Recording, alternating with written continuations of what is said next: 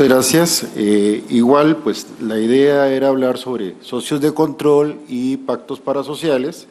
pero dado el poco tiempo y que algunos de los compañeros, tanto panelistas como de otros mesas redondas, ya han hablado de algunos de esos temas, vamos a tratar de limitar un poquito el tema. Si hablamos de grupos de control o socios de control, obviamente caemos en un problema de mayorías y minorías. Ya el maestro Gastón Certat había tratado el tema hace muchísimos años en uno de una serie de artículos sobre mercados de valores o mercados accionarios, y él nos decía, bueno, pues en principio es una cuestión de mera tenencia accionaria, bueno, no de personas, sino de cuántas acciones tengo, y nos daba una preliminar definición de mayoría y minoría según si tengo la cantidad de acciones suficientes para imponer mi voluntad o, caso contrario, no tengo esa cantidad de acciones que me permita imponer mi voluntad. Sin embargo, el mismo don Gastón después pues, nos aclara que eso no sucede así en la práctica y no es tan sencillo. Y caemos al tema del socios de control, porque el control es un poder efectivo de dirección en los asuntos sociales, con cierta continuidad, con una permanencia y, sobre todo, no necesariamente requiere de la tenencia accionaria o por lo menos de una mayoría en el capital social. Las formas de control, temprano en la primera mesa redonda, don Diego nos hablaba en grupos, agrupamientos de sociedades sobre dos formas, control interno jurídico y control externo. Lo mismo sucede en una sociedad donde solo tenemos dos grupos, pero el control, el concepto de control lo podemos desarrollar exactamente igual sin llegar al fenómeno de grupos de sociedades propiamente. Igual el control interno jurídico, que es por la participación o tenencia accionaria, y un control económico externo que puede llevar muchas modalidades, donde Diego nos hablaba incluso de contratos, que son formas muy sutiles de control, sin caer en otras formas más patológicas, socios ocultos, donde el socio expresamente se esconde por diferentes razones, lo que tenemos el llamado hombre de paja, que aparece ahí al frente de una sociedad, e incluso hemos llegado en nuestros casos a formas, yo llamo todavía más patológicas, a raíz de la ley del impuesto de personas jurídicas. Recordarán que permitían un transitorio a los directores renunciar sin tener que nombrar un sustituto para eludir la responsabilidad. Bueno, entonces teníamos que los representantes quedaban con cargos vacantes.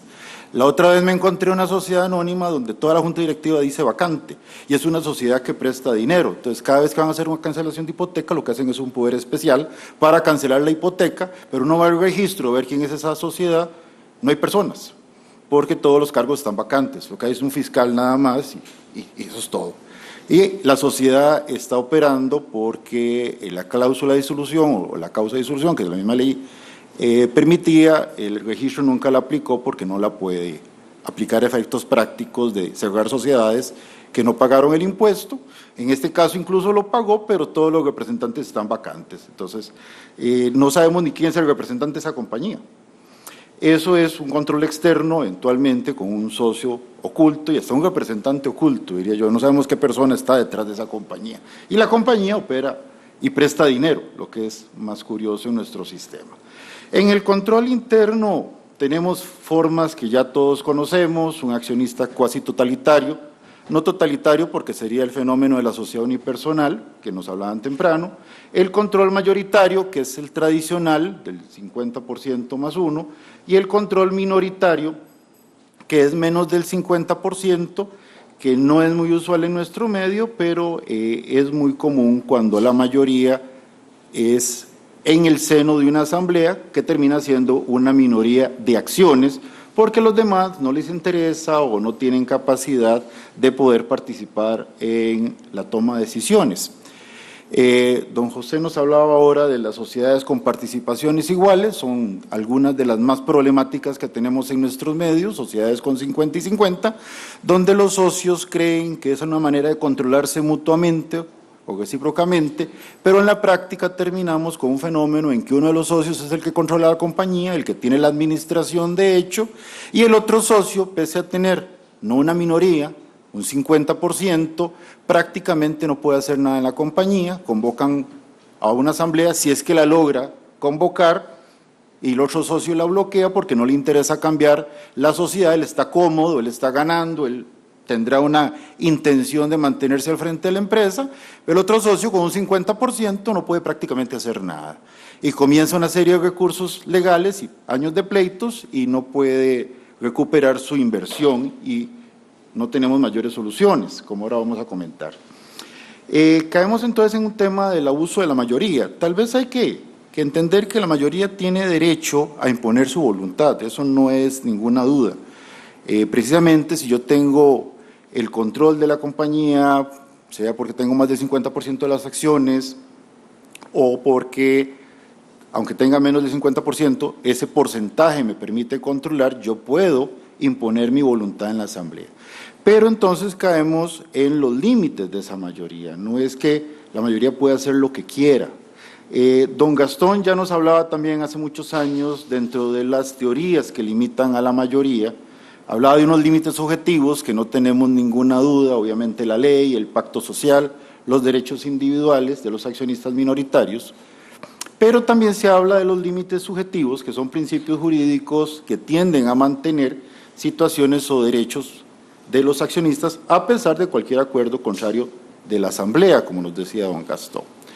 Estos límites subjetivos apelan a principios como son el abuso del derecho, la desviación de poder. Ahora, más relacionado, se habla de un interés social, que ya nos lo mencionaba don Diego temprano también, que entendemos por interés social. Perdón, creo que don Álvaro nos va a hablar de ese tema. O la equidad, de todos esos conceptos, pues la equidad es el más vago. En realidad normalmente se habla de uso de derecho, desviación de poder y en relación sobre todo a ese concepto de interés social que limita no solo al grupo de control o al socio mayoritario, sino se podría decir que al accionista en general. Pero cuando hay un acuerdo de la mayoría que va contra el interés social, pues caemos evidentemente en un límite.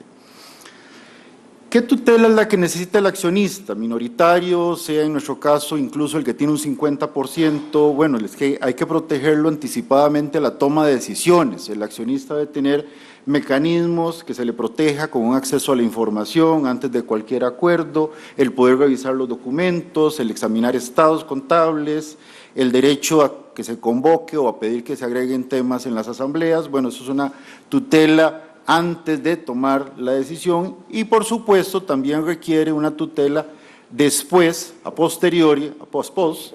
que sería el tema de la responsabilidad, que ya creo que don Álvaro también ayer lo trató de tocar un poquito, aunque por tiempo casi que tuvo que pasar las filminas y no pudo ni desarrollarnos mucho, pero es uno de los grandes problemas en nuestro medio porque el tema de la responsabilidad, caemos en la acción social de responsabilidad, que tenemos un primer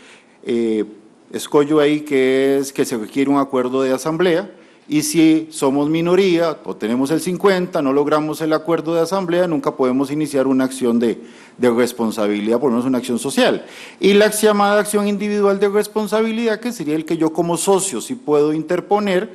La doctrina y pues jurisprudencia tenemos un poquito, también nos limita que tiene que ser un daño directo causado al socio, no un daño reflejo que venga por haber perjudicado a la sociedad. Entonces, realmente la acción social es muy difícil que se pueda llegar a interponer si estamos ante un grupo de control y el socio minoritario pues se ve perjudicado reflejamente de alguna manera. Sí tenemos en nuestro código, obviamente, una serie de derechos para el socio minoritario, están ahí, no son innegables. El derecho de información, tenemos muchas manifestaciones de la información, el artículo 26, que hablaban incluso ayer a raíz de la reforma de la Ley de Protección del Accionista Minoritario, que no hizo mayor reforma, como nos hablaban también los expositores. Permite pedir la exhibición de libros, en la práctica igual a veces cuesta lograrlo. Tenemos la información desde que se convoca una asamblea, que la sociedad o los administradores tienen que tener a disposición del socio los documentos sobre lo que va a conocer la asamblea. En el curso de la asamblea igual podemos pedir informes, Si no estamos informados y tenemos la mayoría suficiente, podemos incluso pedir que se aplace la votación del acuerdo según el código, el derecho a solicitar una auditoría, que también se reformó en el artículo 26, derecho de receso o retiro, que en la práctica muy poca jurisprudencia hay, salvo una que encontré por ahí que más bien dijo que no aplicaba, que se había dado la cláusula de caducidad porque tenía como 4 años de no distribuir utilidades y según el tribunal a partir del segundo año debió pedirlo y ya con 4 ya entonces ya había caducado. Y el argumento del recurrente es que si llevamos 4, más bien la causa se ha reiterado, pero más bien el tribunal interpretó que operó la caducidad. Derecho de exigir certificados accionarios, que es uno de los problemas que tenemos incluso en nuestro medio, que los colegas hacen sociedades anónimas, incluso ahora creadas en línea, donde los terceros no podemos ni ver las escrituras constitutivas, pero al cliente no le dan ni siquiera los certificados de acciones. Y cuando viene el problema de socios, el primer problema que tenemos, bueno, es que no tenemos ni el certificado, ¿cómo nos legitimamos como socio? Entonces, el primer problema a resolver es cómo recupero o me entregan el certificado, y luego tengo que hacer otro proceso para reclamar mis derechos respectivos. Derecho de voto, el derecho a hacerse representar, derecho a citar la convocatoria, un derecho más nuevo que lo ha agregado la jurisprudencia, el derecho a exigir la rendición de cuentas aplicando el Código Civil,